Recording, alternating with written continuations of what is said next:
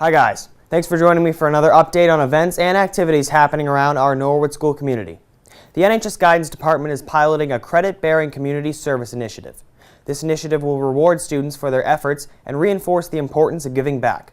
The hours will be documented on transcripts, and students will receive 1 credit per 30 hours of community service. If students earn over 100 hours during their high school career, they will receive special recognition at Class Day or graduation. What a great idea for students to learn the importance of community service and giving back. At the Coakley, Grade 6 held their annual Culture Day, where students presented their country projects. Students talked about a wide variety of countries, including Brazil, Poland, Norway, and many more. The presentations were followed by a celebration of the students' cultures via a feast. Students shared their own cultures and earned respect and understanding among the Coakley's diverse population. They had the chance to share proudly a part of themselves that may not always come out during the school day. Great job, Grade 6. This week, the Prescott began their all-school read with the book Winn-Dixie. Students and staff will be blogging in Google Classroom and answering questions about the book. We will also have a Winn-Dixie Jeopardy game for each grade at the end of the book. Students in Grade 2 have begun to use their Tech Tubs, which consist of 6 Chromebooks. They are learning how to log into our Google accounts, and Mrs. Miller, the librarian, is teaching Google Draw. Google has finally come to 2nd grade, thanks to the town of Norwood for their support for technology in our schools. Inspired by the book Wonder, the Balch School is kicking off a kindness campaign. The students are choosing kindness by following a January calendar on which each day explains 1 act of kindness that they can try to perform each day, either at home or at school. The acts include giving compliments, making cards, and sitting with someone they've never sat at lunch before. The students are off to an enthusiastic start, which we hope to continue in February and beyond. With all the snow on the ground, the Balch had 2 snow play days at school. Students were encouraged to bring their winter gear and have fun playing in the snow. Snow angels, snowmen, and much frolicking occurred. And some of the students even had a snowball fight in the gym, and everyone had a ball. Don't worry, everyone. They were not real snowballs. They were only small pom-poms. The Oldham School is having a family dine-out night at Papa Gino's and D'Angelo's Thursday, January 18th.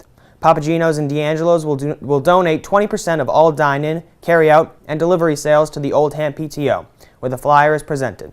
Please go to the school website to print the flyer and help support the Oldham School. The Secretary of the Navy, Richard Spencer, took the time to write to the Callahan School students and staff.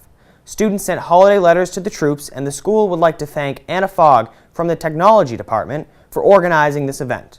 The letter reads, "Dear Principal Brown, the Secretary and I want to say thank you to all the students who wrote letters to our sailors and mariners that are serving overseas. Being away from home during the holidays is tough duty. Getting supportive encouragement from all the letters is a special boost to their morale. Please let all of the letter writers know that they have brought smiles to many of our military. Thank you to all your teachers and all of the students for your support. Happy holidays. Secretary of the Navy and Mrs. Spencer." Monday, January 15th is Martin Luther King Jr. Day. This is a national holiday. And now let's hear from NHS Principal Jonathan Bourne. Martin Luther King Jr. is one of the most remarkable people I've ever studied in American history. He demonstrated such an incredible degree of poise and thoughtfulness in bringing about positive and lasting change in America in the face of systemic and acculturated hatred and violence. While at one point in his life he was certainly branded a rebel and troublemaker, he serves as an example of how determined individuals with justice and righteousness at their backs can patiently and persistently change the world for the better. In this sense, he inculcated and lived out the examples of the Founding Fathers, who at one point in their lives were considered rebels too. His "I Have a Dream" speech is one of the finest examples of public oration in recorded history. His letter from a Birmingham jail is one of the strongest examples of persuasive writing in the English language, as well as his civic manifesto that defined the disposition many have followed to bring about positive change in their lives and culture. His legacy continues to inspire the best of people and to continue to strive toward his dream and to make it our national dream for the betterment of all Americans. Well, that's it for school news. For more information around the district, please check the website, Facebook, and watch NPA TV.